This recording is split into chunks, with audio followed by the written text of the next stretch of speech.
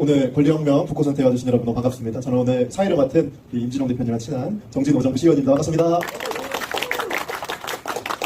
제가 여러 행사는 다니지만 또 사회 보는 것은 정말 오랜만이어서 잘 못하더라도 예쁘게 봐주시기 바랍니다. 예, 오늘 이 자리는요, 우리 삶이 경제는 성장하는데 내 삶은 왜 이렇게 힘든지 그런 어떤 구조적인 이유와 그 해법에 대해서 함께 나누는 자리가 될 것 같습니다. 예, 오늘의 저자는 책 권리혁명을 통해서 삶의 문제를 정치나 이념이 아니라 설계의 문제로 바라보자고 제안한 임진홍 저자입니다.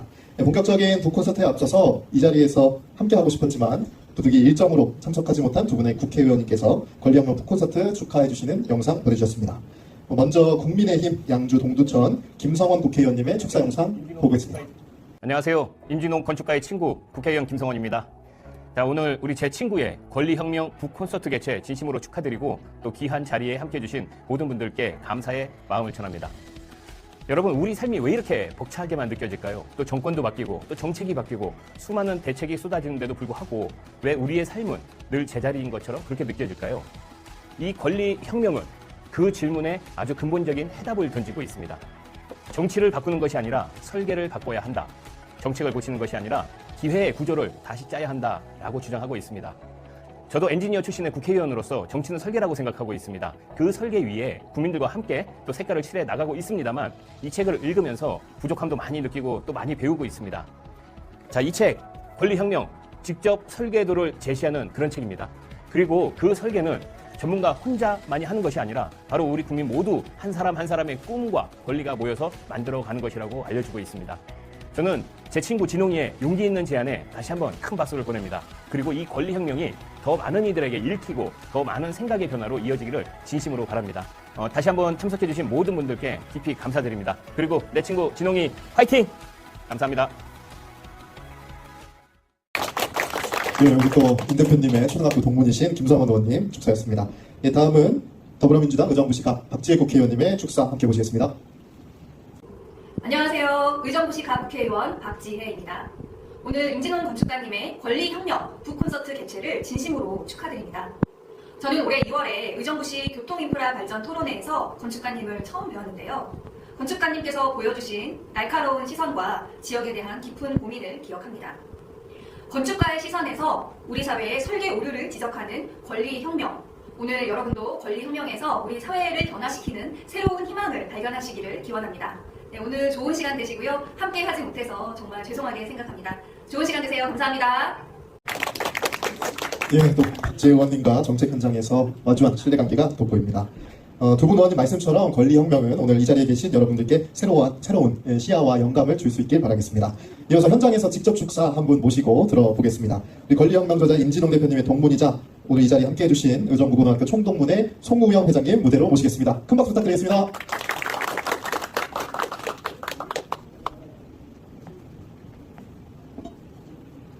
네, 안녕하세요. 저는 의정부고등학교 총동문회 회장 송우영입니다. 반갑습니다. 네, 저도 이 책을 읽고 글자를 좀 적어봤습니다. 좀 양해를 부탁드리겠습니다. 저희 임진홍 동문은 저희 이제 오랜 버시자 함께 걸어온 동문으로서 이 자리에 함께 하게 되어 참으로 반갑고 영광입니다. 사람은 누구나 세상이 왜 이렇게 힘들까 하는 질문을 마음에 품고 삽니다. 하지만 그 질문을 놓치지 않고 스스로 답을 찾아 길을 만드는 사람은 많지 않습니다. 오늘 우리는 그런 사람을 축하하기 위해 이 자리에 모였습니다. 권리혁명은 단지 책이 아니라 임진홍이라는 한 사람의 오랜 생각과 치열한 시간 그리고 깊은 애정이 담긴 고백입니다. 이 책은 우리에게 묻습니다. 지금 우리 삶이 이토록 고단한 이유는 무엇인가? 그리고 말합니다. 정치를 바꾸는 것이 아니라 생각의 틀을 바꾸고 그 담백하면서도 단아한 제안이 참 좋았습니다. 우리 사회를 설계의 관점으로 바라보는 그의 시선은 낯설지만 신선하고 무엇보다 따뜻합니다. 왜냐하면 그는 사람을 중심에 두고 생각하기 때문입니다. 임진홍 동문 고맙습니다. 우리가 묻지 못했던 질문을 던져주셔서 그리고 그 질문의 답을 함께 찾고자 손을 내밀어 주셔서 이 책이 많은 사람들에게 작은 설계 도구가 되기를, 이 책이 많은 이들에게 희망이라는 구조물이 세워지기를 진심으로 응원합니다. 감사합니다.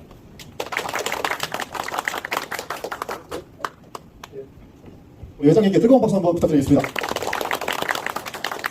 또 동문회에서 그래서 그런지 특별한 감동이 더 느껴지는 것 같습니다.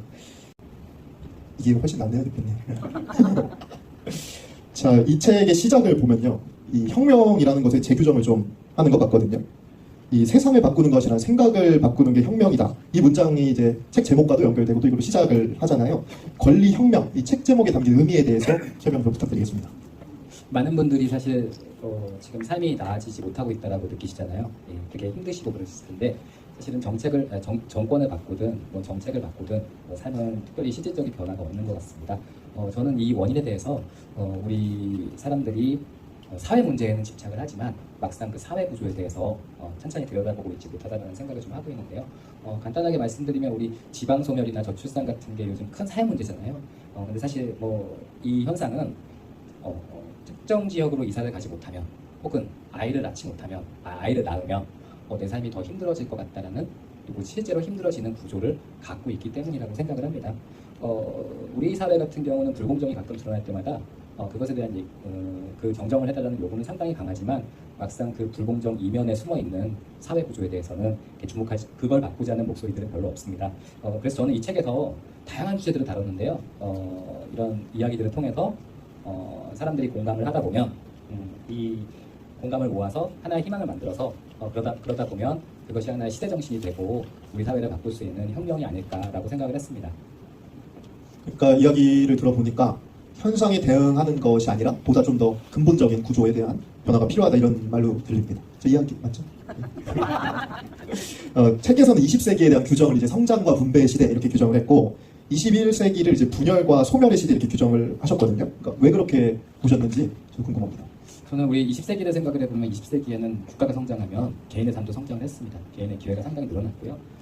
또한 민주화 이후에 우리 사회 노동운동이라든지 여러 가지 인권운동이라든지 이런 걸 통해서 분배를 이루게 되면은 우리 삶의 질도 좀 좋아졌고 우리 사회가 자립을 할 수 있는 상황이 됐었는데요. 지금을 생각을 해보면 지난 몇 년간 역대급 수출을 달성을 했는데 사실은 역대급 경기 침체가 왔어요. 이거 사실은 말이 안 되는 얘기잖아요. 그리고 복지 역시도 역대급 재정 확장을 했죠. 부채도 증가하고 이렇게 해서 역대급으로 재정을 확장했지만 청년들의 자립은 훨씬 더 어려워졌습니다. 부동산 폭등이 됐기 때문이죠. 저는 이제 그런 의미에서 21세기는 성장과 분배가 더 이상 작동하지 않는다라고 생각을 합니다. 그래서 성장과 분배의 시대가 아니라 우리가 이제 사실은 성장의 본질이라는 것은 우리에게 기회가 오지 않으면 그건 성장이 아닙니다. 그리고 분배의 본질이라는 것은 우리가 자립할 수 있지 못하다면 그건 분배가 아니라고 생각합니다. 그런 의미에서 한국 사회에서 더 이상 성장을 해도 기회가 주어지지 않고 분배를 해도 자립을 하기 어렵다면 사회 구조를 찬찬히 살펴서 무엇을 바꿔야 할지를 고민해야 되는 시기라고 생각합니다. 그러니까 성장보다 기회, 분배보다 자립 이런 게 더 중요하다 이런 말씀이신 것 같고요. 책에서 보니까 지금 한국 사회의 이 구조를 소멸의 알고리즘이다 이렇게 표현하셨거든요. 그러니까 조금 더 쉽게 설명하면 어떤 의미일까요? 저희는 지금 저성장의 시대를 살고 있습니다. 기회의 총량 자체가 쉽게 늘어나지 않는 시대를 살고 있죠. 그러다 보니까 기회가 특정 지역에 집중되어 있었습니다. 그러다 보니까 사람들은 그 기회를 찾아 특정 지역으로 이동하게 되고 이동하다 보니까 부동산은 폭등하게 되고 청년의 자립은 더 어려워지고 또 그들에게 결혼과 출산이라는 것은 이제 사치가 되었습니다. 그 결과 비혼, 저출산, 지방 소멸로 이어지면서 사회 전체의 기회는 더 줄어들고 있습니다. 교육비와 주거비가 폭증하면서요. 내수는 완전히 무너지고 경기 침체와 정치적 불안정이 만성적인 일로 변해왔습니다. 이 모든 사건들은 사실 개별적인 어떤 문제가 아니라 하나의 알고리즘으로 연결되어 있고 우리 사회의 성별과 계층과 지역을 가리지 않고 모두를 힘들게 하고 우리 삶을 갉아먹고 있다고 생각합니다.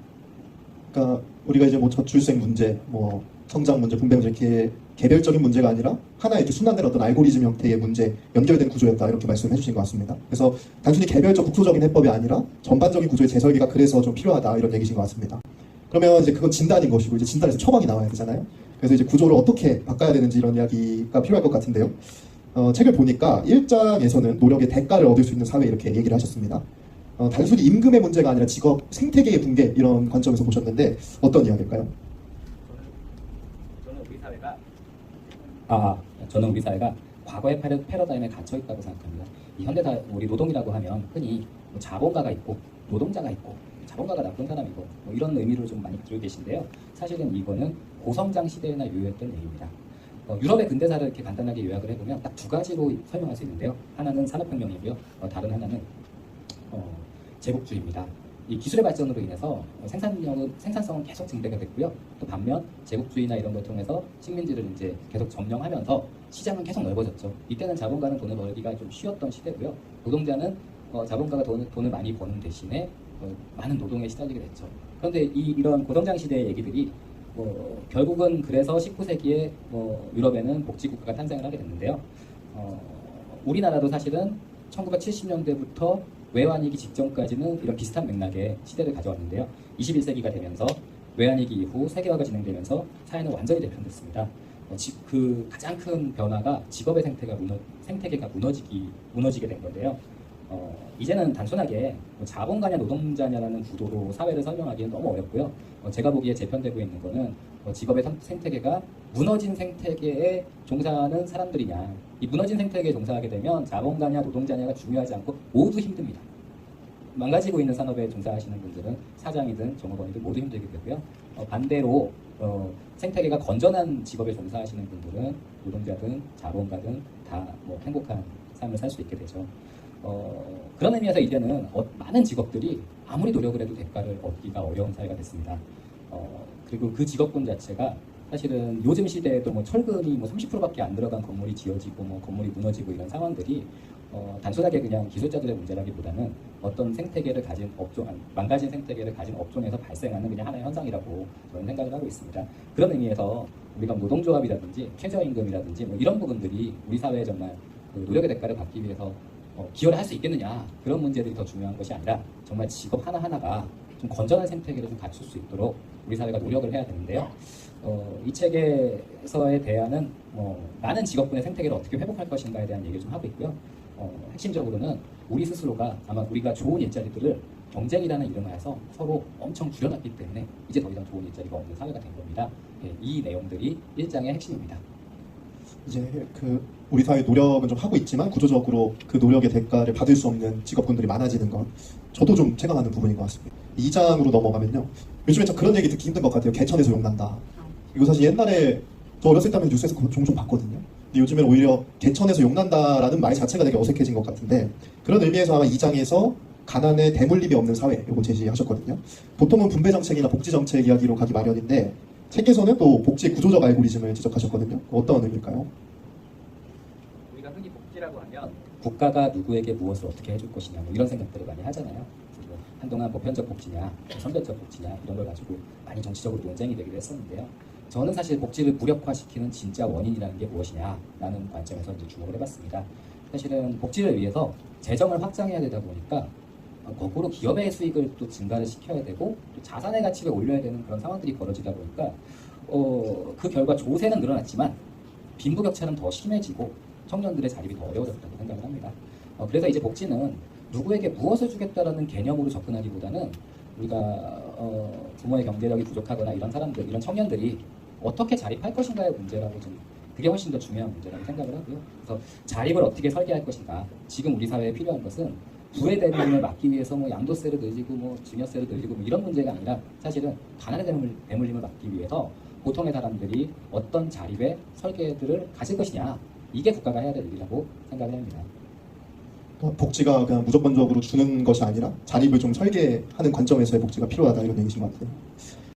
다음 장에서는 이 논의를 이제 공간의 문제로 좀 확장하셨잖아요. 사실 저는 이 책에서 가장 매력적인 포인트가 그 문제를 이제 공간적으로 푸는 거가 되게 신기했거든요. 그러니까 통상적으로 사회과학서에서 이제 복지 분배정책 이렇게 하겠다 했는데 확실히 이제 전공 분야시기도 하니까 그런 식으로 접근한 것 같은데, 책 개선에서 결론적으로 모두가 권리를 누릴 수 있는 도시 이렇게 이야기하셨거든요. 근데 통상적으로 저희가 보는 좀 균형 발전 이런 거는 결이 좀 다르던데, 좀 균형 발전과 이 권리를 누릴 수 있는 도시, 이거 어떤 차이가 있을까요? 우리 사실 수십 년 동안 균형 발전이라는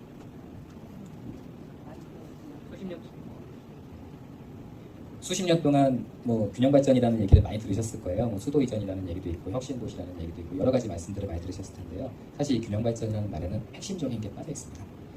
과거의 산업 사회 때는, 저희가 20세기 때는 국가가 어떤 산업을 배치하면 도시가 발전했습니다. 다시 말해서 포항에 제철소를 지으면 포항시가 됐고요. 울산에다가 자동차 공장을 지었더니 울산광역시가 됐습니다. 그때 균형 발전은 오로지 국가가 결정하는 거였습니다. 국가가 어디에 무엇을 하겠다 하면 균형 발전을 자연스럽게 이루어졌죠. 그런데 이제 지식사회는 좀 다릅니다. 이제 우리 산업은, 과거에는 산업이 도시를 만들었다면 이제는 도시가 산업을 만들고 있습니다. 그 도시가 산업을 만든다는 말씀들은 우리가 연천에다가 네이버를 만들겠다고 해도 네이버는 성장하지 않습니다. 네이버도 망하고 연천도 망하겠죠. 이제는 사실은 산업을 만드는 도시가 따로 있는데요. 이런 산업을 만드는 도시에는 지식을 가진 사람들이 모여 있고요. 그런 사람들을 길러내는 교육 시스템이 존재합니다.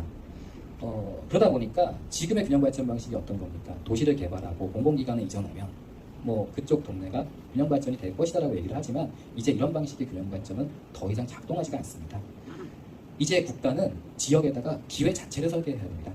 내가 사는 지역에 기회가 존재해야 발전을 하는 것이고요. 또 기회가 존재하지 않으면 우리는 권리를 누릴 수가 없습니다.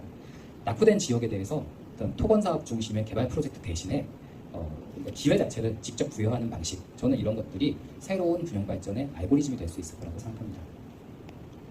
산업이 도시를 만드는 시대에서 이제 도시가 산업을 만드는 시대로, 그리고 도시가 권리의 터전이 돼야 된다, 이런 말씀 공감이 됩니다.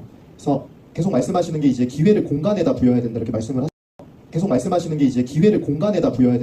하시는데, 그러면 또 의정부가 또 예로부터 경기 북부권에서 의공고로 이렇게 유학 오는 도시였잖아요. 교육 이 분야도 굉장히 중요할 것 같은데, 교육에서는 좀 그러면 그러한 측면에서 기회의 균등을 어떻게 설계할 수 있을 거라고 보시나요?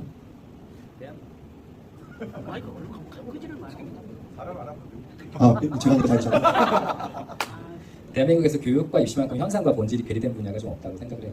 사실은 우리가 교육의 목적이라는 것은 뭐냐 하면은 인격을 완성시켜가지고 우리 자식들이 자립을 할 수 있게 만드는 게 사실 교육입니다. 그러나 우리의 지금 교육에 흘러가는 거 보면 돈을 왕창 때려 부어야 됩니다. 예, 자립을 목적으로 하는 게 아니라 사실은 되게 의존적인 교육을 하고 있죠. 예, 그리고 자립이 되는 게 아니라 실제로 스펙을 어떻게 쌓아주느냐, 뭐 이런 문제로 교육이 좀 어렵져 있고요. 또 저는 입시라는 관점에서 보면 입시라는 거는 사실은 한정된 기회를 누구에게 먼저 주느냐의 문제가 있습니다. 모두가 의사를 하고 싶다고 해서 모두가 의사를 할 수 있지 않지 않습니까? 그러면 그 제한된 기회들을 누구에게 먼저 줄 것인가를 정하는 정도가 이제 입시의 목적이라고 생각하는데요. 이러한 누구에게 뭘 줄 것인가 하는 또 기회의 문제도 결국 부모의 경제력에 의해서 좌우가 된다면 그 교육의 본질과 그 입시의 본질은 사실은 우리가 생각하고 있는 것과는 상당히 먼 구조를 갖고 있다는 거죠. 그래서 저는 특정 지역에서 특정 교육을 받아서 어떤 기회를 얻는 구조들을 좀 탈피하고 싶었습니다. 그래서 현재 상태의 사회 구조 안에서 공정한 기회를 어떻게 받을 수 있을 것인가, 그런 부분들이 지역별로 되게 다를 거라고 생각을 해요. 지금은 사실은 우리가 우리 자식들을 공부를 되게 잘 시키고 싶다 하면 어떻게 되겠습니까? 무조건 돈 있는 대로 강남이랑 가까운 곳으로 계속 이사를 가야 되는 그런 구조인데요. 그런 구조를 벗어나기 위해서는 간단하게 이제 지역 안에서의 어떤 성취를 가지고 결정을 하면 되는 것이 아니겠느냐, 이런 관점에서 우리가 사회구조 안에서 공정한 기회를 설계하는 새로운 방식의 공정의 개념들이 교육에는 있어야 된다고 생각하고요. 이 장에서는 기회의 알고리즘을 다시 짜는 교육 정책에 대해서 말씀을 드렸습니다. 이제 저도 책 내용 이거 보면서 작년에 그 한국은행 총재가 비슷한 얘기를 했잖아요. 그러니까 공간에다가 좀 부여를 해라 이런 거고요. 한국은행 총재는 작년에 얘기했는데 우리도 대표님과 3년 전에 했었잖아요. 그래서 추가하신 거 아니죠, 이제? 네, 사실은 제가 지금 드린 얘기들이 한 작년부터, 저는 사실은 한 4, 5년 전부터 계획을 하고 이런 생각들을 했었는데요. 성균관대 유주건 총장님이라든지 한국은행 이창용 총재님이라든지 이런 분들이 이 방향성들을 지금 이렇게 잡아가고 있습니다. 처음 들으시면 임진홍 이거 너무 비현실적인 얘기하는 거 아니냐라고 생각할 수도 있겠지만, 사실은 지금 한국은행 이창용 총재 개인적으로 얘기한 게 아니라 한국은행 보고서에 나온 내용을 토대로 발표를 한 내용입니다. 오히려 한국은행 총재가 따라하신 거예요. 네. 그러니까 입시 문제를 풀려면 공정한 시험 그것만 고민할 게 아니라 기회 자체를 조금 구조적으로 좀 더 재설계해야 된다, 이런 말씀이신 것 같습니다. 또 이게 글이 좀 저는 되게 읽기 수월했거든요. 그래서 보니까 통상적인 어떤 서술 방법보다는 에세이 형식이어서 좀 더 수월하게 읽힐 것 같은데요. 5장을 자세히 보면 외환위기 이후에 우리 사회가 어떻게 변했는지 좀 서술을 하셨습니다. 그럼 이제 거의 사실상 이제 마무리인데, 그래서 대한민국을 어떻게 설계해야 되냐, 대한민국 마스터 플랜이라고 말씀하셨는데 그 핵심 내용을 조금 여쭤보고 싶습니다. 특히나 저출산과 지방 소멸을 이제 설계로 해결하겠다, 이런 얘기인데 구체적인 좀 내용이 궁금합니다. 한마디로 이제 사회 자체가 새로운 알고리즘을 갖는 얘기인데요. 저는 사실은 처음에 말씀드렸다시피 우리가 지금 정책을 하는데 사회 문제를 집착해서 저출산이니까 애를 낳는 사람에게 얼마 지원해주자, 이런 현상적인 내용들이 되게 관심이 많은데요. 저는 사실 설계를 하는 사람이다 보니까 어떻게 설계하면 사람들이 어떤 걸 느낀다는 생각들을 많이 해요. 이렇게 설계를 하면 가족이 좀 더 화목해지고, 이렇게 설계하면 애가 성격이 이상해지고, 이런 것들을 생각하기 때문에 저는 알고리즘이라는 관점을 되게 중요시 여기는데요. 저는 이런 알고리즘으로 작동을 하게 되면 교육비와 주거비가 좀 대폭 줄어요. 대폭 줄 수밖에 없고요. 그러다 보면 지금 현재 우리가 만성적인 경기 침체가 오는 이유는 우리는 돈을 벌면 벌수록 교육비와 주거비에 계속 투자를 해야 되는 사회이기 때문입니다. 그러나 이런 문제들이 해결이 된다면 경제 활성화가 좀 될 거라고 생각을 합니다. 예. 그래서 지금처럼 경기 침체가 일상화되지 않고 실질적인 소비가 일어날 수 있는 사회가 됐으면 좋겠고요. 두 번째로 이제 갈등의 해소가 있을 거라고 생각합니다. 지금 우리 사회는 그 진보랑 보수라는 성장과 분배라는 걸 두고 치열하게 싸우고 있고요. 또 기성세대와 청년세대 간의 갈등도 우리가 대놓고 부모님한테 얘기하진 않지만 청년세대가 세상을 바라보는 시각과 기성세대가 세상을 바라보는 시각이 완전 다르고요. 마지막으로 이제 수도권과 지방이라는 이제 갈등 요소들이 이제 있는데요. 저는 이런 권리의 도시라는 거를 권리의 도시와 자유구역 복지라는 걸 하게 되면 세대 간의 갈등도 사라질 것 같고 지역 간의 갈등도 사라질 것 같고 부자와 가난한 사람 간의 갈등도 좀 사라질 거라고 좀 생각을 합니다. 그리고 이 두 가지 설계는 사실은 우리나라뿐만의 얘기는 아닙니다. 전 세계적인 지금 흐름들이 자본주의가 요새 고민을 하고 있는 부분들이 전 세계적인 인플레이션의 원인들은 예전에는 딱 금리를 올리고 경기를 안 좋게 만들면 물가가 내렸는데 요즘 안 내린다는 겁니다. 이 안 내리게 된 이유는 뭘까요? 이 서민들이 또 생각하고 있는 저항 의식과 이 국가나 부자들이 생각하고 있는 게 다르다는 거예요. 옛날에 그냥 금리 올리면 바로 물가 낮아졌어요. 지금 건설 경기가 되게 어려운 이유로 고물가에 고금리에 이런 것들이 복합적으로 돼 있기 때문에 어려운 건데요. 우리 외환위기 때도 경기가 어렵다고 하면 그냥 가격싼 물건들이 엄청 났고요. 또 리먼브러스 사태 때도 그랬는데 지금 2020년대 와서는 그런 것들이 작동되지 않습니다. 그럼 지금 인플레이션 결국 미국도 못 잡았죠. 못 잡고 이렇게 또 요즘 관세 얘기하고 보호무역하는 얘기를 하는데 저는 제가 말씀드리는 이 두 가지 설계는 사실 전 세계적으로도 적용을 하면 전 세계적인 정치적 불안정과 경제적 불안정들이 좀 어느 정도 해소될 거라고 생각하고 있습니다. 그래서 책의 마지막에는 제가 이렇게 복잡하게 얘기하기 너무 피곤할 것 같아가지고 소설을 3페이지 썼습니다. 3페이지 소설은 20대 청년이 제가 말씀드린 이 권리의 도시와 자유적 복지라는 그 공약을 통해서 대통령이 됩니다. 대통령이 돼서 영원한의 갈등을 없애고요. 수도권과 지방의 갈등을 없애고요.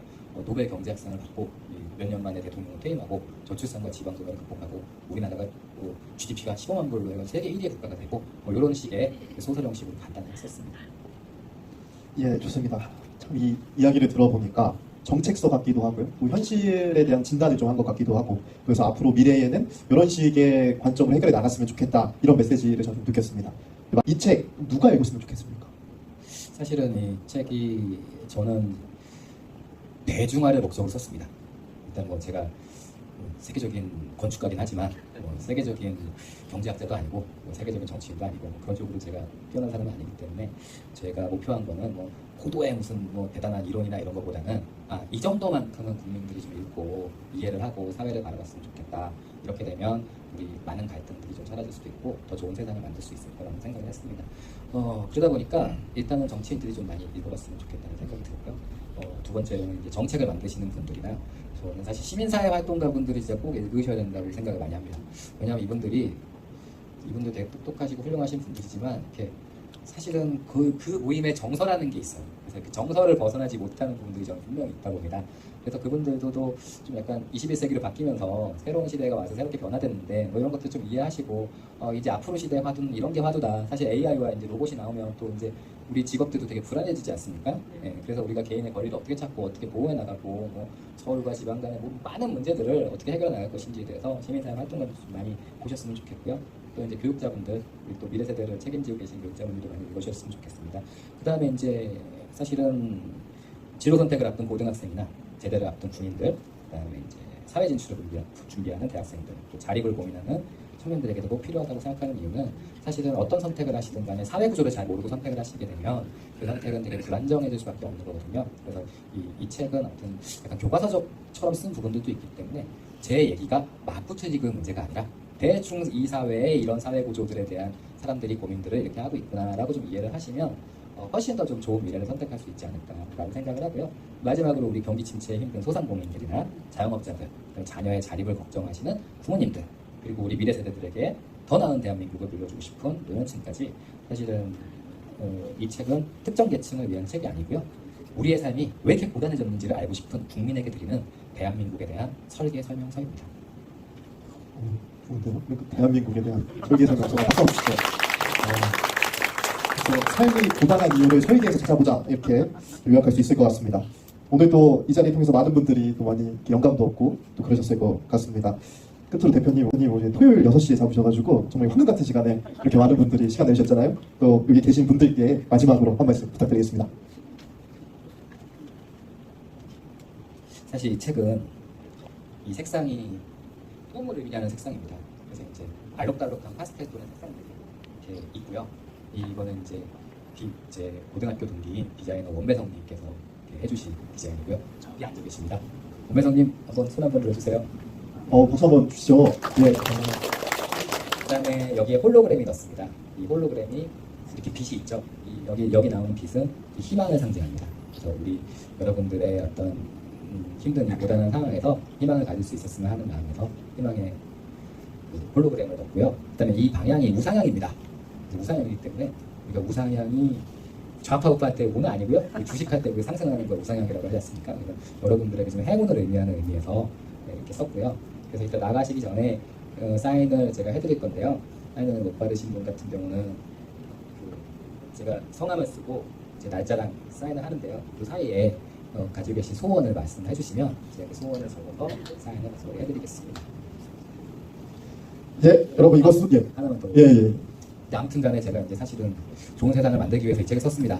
많은 분들이 읽고 공감을 하시면 더 좋은 세상이 올 거라고 생각해서 이 책을 썼는데 막상 유명인도 아니고 뭐 이렇게 전파가 되는 게 이렇게 정말 저는 쉽지 않다고 생각을 하거든요. 제가 아까 제 행운의 부적을 만들었던 이유는 선물용으로 상당히 좋다는 거예요.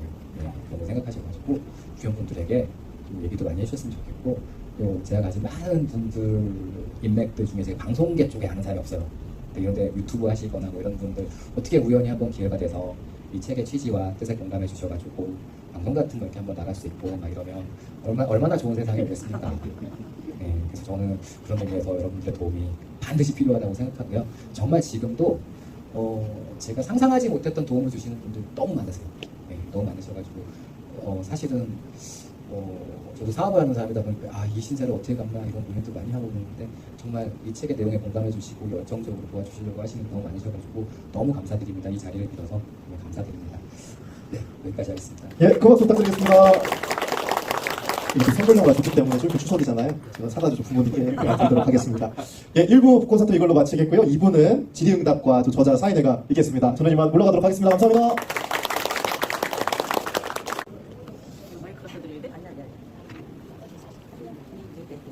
이렇게 또 지명을 해주셔갖고 감히 나왔습니다. 강은입니다. 저는 의정부시 녹영동에 살고 있고요. 주민자치위원 활동하고 있고 지속가능발전협의회의 공동체복지분과위원장을 맡고 있습니다. 5월달에 이 책을 받았어요. 우연히 저하고 함께 도청에서 근무하던 분이 이 책에 서평을 쓰셨더라고요. 근데 그 서평을 저한테 누가 톡으로 보내주셨어요. 그래서 보다 보니까 이 책이 제가 꼭 읽어야 될 것 같아서 저 임진홍 박사님은 제가 행정혁신위원회 시의원할 때 함께 했었어요. 근데 단순히 그때 저는 이제 건축 분야에서 하셨고 저는 이제 행정 분야에서 했기 때문에 이제 가끔 한 자리에 모여서 발표하는 거 이럴 때 그냥 얌전하게 지역의 그런 것들을 하시는 줄 알았는데 이 책을 만나고 저자를 만나면서 이렇게 많은 분석과 자세함과 이런 걸 통해서 오랫동안 집적된 것을 보고 너무 놀랐습니다. 그래서 지금도 제가 그 책을 이제 가끔 보는데요. 처음에는 이게 에세이 형식으로 돼서 이게 쉽게 읽은 줄 알았어요. 근데 그게 행간마다 갖고 있는 함의가 그럼 이걸 어떻게 풀 것인가 다 좋은 말씀이에요. 저는 이게 지금 혁명이라는 것이 세상을 바꾸는 게 아니라 생각을 바꾸는 것이 이것부터 저는 질문에 들어갔습니다. 우리 생각을 바꾼다는 게 언제부터 시작이 돼야 될까? 교육을 통해서 해야 될까? 뭐 여러 가지 저는 어떤 지역적인 인프라도 그런 게 좀 같이 각 기관에서 해야 될 것 같고 그래서 급해갖고 제가 소속돼 있는 지속가능발전협의회 원래가 한 달에 한 번씩 있습니다. 근데 저희가 올해 이 지속가능발전이라는 게 의정부가 어쨌든 소멸되지 않는 도시로서 어떻게 존속할 것인가를 저희는 이제 공동체 복지분과로 활동하면서 이번에 어젠다를 뭘로 잡았냐 하면은 공동체 활성화와 저출산 극복으로 건강한 의정부 만들기였어요. 그래서 이거를 어떻게 할 겁니까? 수치에만 매달려갖고 아까 잠깐 예시를 들어주셨는데 뭐 한 잔을 하면 얼마를 주고 두 잔을 주고 이런 물량적인 것만 생각을 했어요. 근데 이제 다른 도시의 재구성을 통해서 해야 된다. 이거는 저희가 갈 수 있는 어떤 그러니까 저희의 역량을 할 수 없더라고요. 그렇다면 이거를 다양한 곳에서 책을 보고 마지막으로 작가님이 말씀하신 것처럼 전 계층이 읽어갖고 각자 자기가 속한 입장에서의 생각을 바꾸는 것. 그 다음에 그걸 어떻게 행동으로 해서 그 다음에 그 바꿔야 변화가 돼야 되잖아요. 그래서 제가 할 수 있는 것은 제가 이렇게 지역에서 이제 다니다 보니까 여기 좀 와서 계시지만 책 읽는 모임을 주도하시는 선생님 카페에 가서 그 모임에서도 좀 한번 작가 모셔갖고 이 책을 저희가 회비도 사서 다 같이 나눠서 이거 조금 시작할 거로 합니다. 저희가 또 함께하는 여기 우리 해피투게더 이제 회장님이 나와 계신데요. 여기 회원이 한 20명이 넘습니다. 그래서 책을 저희가 20권을 사서 첫 번째 짤강을 한번 들었어요. 저 감동 많이 받았고요. 저희 지속가능 공동체 원래 때도 짤강 해주셨는데 그때 저희 회원들이 무짐작에 감동을 많이 받았습니다. 제 생각으로는 이 책은 한 번의 소설책처럼 읽고 끝나는 게 아니라 두고두고 하나의 텍스트북으로 갖고 있으면서 저희들의 활동, 그래서 이걸 통해서 의정부가 발전하고 지금 작가가 희망하고 있는 의정부가 저런 도시로 가는 대한민국의 첫 시범 도시로서 모든 것들이 의정부로부터 저 대한민국이 계속 이어져서 대한민국이 이 지구상에서 안 없어지도록 하는 그런 기본서가 될 것 같습니다. 책 쓰시느라고 애쓰셨고요. 저에게 좋은 책도 오늘 이렇게 콘서트를 통해서 잘 설명해 주셔서 감사합니다. 감사합니다. 네, 제가 읽어보면서 제가 두 가지 개념에 대해서 상당히 좀 신선하게 받아들였어요. 그러니까 인구 분포에 따른 그런 기회에 대한 그런 배분, 그다음에 이제 청년들이 선택할 수 있는 자율적 복지 이 두 가지 개념에 대해서 상당히 재밌게 생각했는데 그런 하두를 던져놨는데 그에 대해서 이제 뭐 어떻게 그거에 대한 다음 단계에 대해서는 말씀이 없으셔가지고 이런 것들이 입법적으로나 행정적으로나 현재 우리가 갖고 있는 여러 가지 법률 체제에 대해서 이런 것들이 좀 진행될 수 있는 이런 부분들에 대해서 한번 고민을 해보신 적이 있는지, 그다음에 이런 하도를 던지면서 이런 것들이 계속 우리 사회에서 담론화가 되기를 원하는 그런 생각 때문에 책을 쓰셨는지 그런 것들에 대해서 궁금하고요. 마지막으로 작가님이 이런 지연적인 부분은 이제 제외하고 왜 경기북부를 시범도시로 생각했는데 대해서 가장 첫 번째로 생각해야 되는 것이 뭔지 그걸 좀 드리고 싶습니다. 일단 경기 북부 같은 경우는 사실은 우리나라에서 가장 특이한 지역이라고 생각할 수 있습니다. 강남, 우리나라의 중심지인 강남에서부터 접경 지역까지가 100km 이내에 구성되어 있습니다. 여기에는 산촌도 있고요, 어촌도 있고요, 여러 가지 동네들을 담고 있기 때문에 시범도시로서 하기에 가장 좋은 입지라고 생각했고요. 또 한편으로는 이렇게 저 아랫 동네에서 볼 때는 경기 북부가 꽤 괜찮은 줄 알아요. 사실 괜찮지 않거든요. 그리고 제가 지금 말씀드리는 거리의 도시라는 거는 평균의 개념을 되게 중요시 여기기 때문에 야 우리 평균적으로 8% 사니까 8% 한번 찾아보자라고 얘기했을 때 거부감이 제일 덜한 도시가 되지 않을까라고 생각을 해서 경기북부에서 한번 시범으로 좀 해보자 하는 얘기였고요. 제일 중요한 건 또 제가 경기북부에서 태어났기 때문이겠죠. 그리고 또 한 가지 그런 개념들을 이게 제가 이게 책을 쓰게 된 이유가 사실은 이거를 5년 전에 이 정책을 만들었어요. 이 두 가지 정책 다 5년 전에 만들었던 건데 5년 전에 만들어서 제가 이걸 어디에 가져가 볼까? 예를 들면 정치권에 가져가 볼까? 뭐 막 이런저런 고민을 하다가 지인분들 중에서 이제 그 건설산업연구원에 계신 그 수석연구원님을 만나게 되는 어떤 기회가 생겨가지고 그분을 만나서 얘기를 했었습니다. 근데 그분이 저한테 보내주신 게 책을 보내주셨어요. 책을 쓰라고 말씀해 주신 이유가 좋은 정책일수록 사실은 받아들이기 어렵다. 이게 공론화가 되지 않으면 절대 정치인들은 자기가 표를 많이 받을 수 있는 킬러 아이템을 중요시 여기고요. 공무원들은 승진할 수 있는 걸 중요시 여기고요. 다 각자의 알고리즘이 있습니다. 그런데 정말 좋은 거는 그런 알고리즘을 응해주기가 되게 어렵거든요. 처음부터 어떤 아젠다들을 만들어서 폭넓은 서로 간의 이해들이 있어줘야 그 정책을 할 수 있기 때문에 그분이 이제 책을 쓰시라고 한 이유가 제가 이제 이런 생각을 해봤어요. 제가 만약 이재명 대통령을 만나서 이 책을 딱 전달해서 얘기하려고 하면 나한테 그 사이에 소개시켜주려는 분들에게 얼마나 민폐일까. 그러니까 그분들은 거기 밑에서 일하시는 분이잖아요. 이 얘기를 소개했을 때 자기가 칭찬받을지 욕먹을지 뭐 이런 것부터 시작해서 인진용이라는 어떤 애인지 과거에 뭐 어떻게 살았는지 뭐 이런 그 개런티할 요소들이 너무 많아가지고 사실은 좋은 정책을 어떤 정치인을 통해서 전달하는 건 매우 어렵고 공무원을 통해서 전달하는 것도 공무원 입장에서 승진해야 되게 중요하기 때문에 이렇게 장기적 프로젝트 좋아하지 않습니다. 예산이 나와서 집행권이 있든지 뭐 당장 승진할 수 있는 이런 거 아니면 좋아하지 않기 때문에 이런 걸 할 때는 반드시 책을 써서 툭 던져라. 읽으면 좋고 아니면 말고라는 관점에서 그런 조언을 해주시더라고요. 그래서 책을 쓰게 됐습니다. 그래서 앞으로도 툭 던지는 일 좀 많이 할 거고요. 그다음에 이렇게 읽어보신 분들이 많이 도와주셔가지고 새로운 기회들을 열어주시면 정말 감사드리겠습니다. 이게 사실은 소설 권리혁명이 제가 이제 처음에 이 책을 쓴 다음에 이게 너무 지루하지 않을까? 그래가지고 소설 형식을 바꿔보자 라고 썼었어요. 근데 그때 나온 얘기들이 그때 소설 시나리오가 다 실현됐어요. 제가 이 소설의 베이스가 뭐냐면 2020년대에는 4명의 대통령이 나올 거라고 전제를 했습니다. 근데 지금 벌써 세 번째 대통령이 나왔지 않습니까? 네. 세 번째 대통령이 끝날 때면 2030년이지 않습니까? 2030년이면 2020년대에 속해요. 20년대라고 하는 건 21부터 30까지 20년대라고 하고 있습니다. 벌써 그것도 연두 성공을 했고요. 이준석에 대한 스탠스도 좀 그때 예언을 했었고 그 탄핵과 뭐 이런 거 다 그때 당시에는 탄핵이나 이런 전혀 상관없는 분위기였는데 이준석이 그때 만 40세에 딱 맞춰서 될 거라는 제가 그 소설 시나리오가 있었습니다. 되게 여러 가지 시나리오가 있었는데 시나리오가 다 적중이 돼가지고 집에 쓰려면 또 재미없는 거 새롭게 한번 써보고 다음에 어떤 제 생각에 뭐 이렇게 여기까지만 안 하겠습니다. 여기까지만. 기대할게요. 푸틴의 딸이 이 사람이랑 사귀기도 하고 막 이렇게 연애도 들어가 있고요. 이 소설이 하나 재밌을 것 되려면 같아. 그냥 뭐 정책적인 내용 가지고 소설 쓸 수 없습니다. 신화 남녀의 사랑이 항상 있고 러브신이 있고 이렇게 복잡한 그런 거 썼었어요. 시나리오를 다 완성해놓고 2편까지 쓰다가 완성을 못했는데 그 1편이 지금 그 세 페이지에 나와 있는 겁니다. 갑자기 또 귀신의 세계도 나오고요. 노무현 대통령이랑 박정희 대통령 영적인 세계도 나오고 막 되게 재밌는 얘기들이었는데 재밌겠다. 오히려 더 흥미로울 수 있어요. 그래서 이제 갑자기 수리부엉이가 나오고 재밌는 얘기들이 있습니다. 아무튼 진짜 저는 사실 계속 더 얘기하고 싶지만 정말 너무 죄송하고 이 늦은 시간에 와주셔서 너무 감사드립니다. 아무튼 여기서 마치겠습니다. 고맙습니다.